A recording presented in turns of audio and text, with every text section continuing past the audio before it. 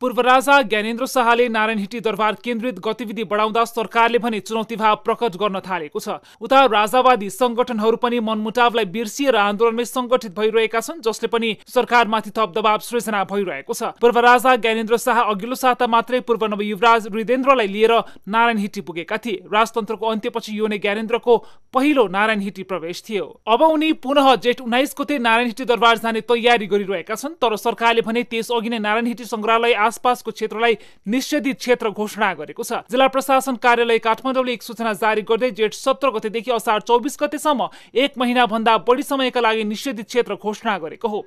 सूचना अनुसार उक्त क्षेत्रमा 5 जना भन्दा बढी भेला हुन पाइने छैन। त्यस्तै धरना, घेराउ, जुलुस, प्रदर्शन तथा सभा गर्न पनि निषेध गरिएको छ। आन्दोलनकै पूर्व सन्ध्यामा राप्रपा अध्यक्ष राजेन्द्र लिङ्गदेनले यो आन्दोलन कुनै एक पार्टीको मात्र नभई नेपालका लागि नेपाली जनताले गर्ने पहिलो आन्दोलन भएकाले यसलाई साझा आन्दोलनका रूपमा अघि बढाउन आग्रह गरेका थिए। नेपालका लागि नेपाली जनताले गर्ने पहिलो आन्दोलन हो, त्यसकारण यो साझा आन्दोलनमा साथ, सहयोग र समर्थनका लागि, सहभागिताका लागि हार्दिक अपील गर्दछु। अहिले राजावादीको यो आन्दोलन निरन्तर चलिरहेको छ। यस्तैमा शनिबार उनीहरूले नारायणहिटी अगाडि प्रदर्शन गर्दैछन्।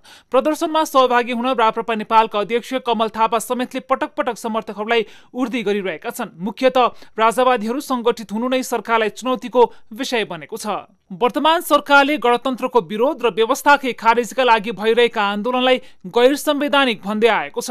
राजावादीहरूलाई नै इंकित गरेर सरकारले आवश्यक परे निषेध नै गर्ने चेतावनी दिँदै आएको छ। सरकारका प्रवक्ता पृथ्वी सुब्बा गुरुङले नै केही दिन अघि यस्तो चेतावनी दिएका थिए।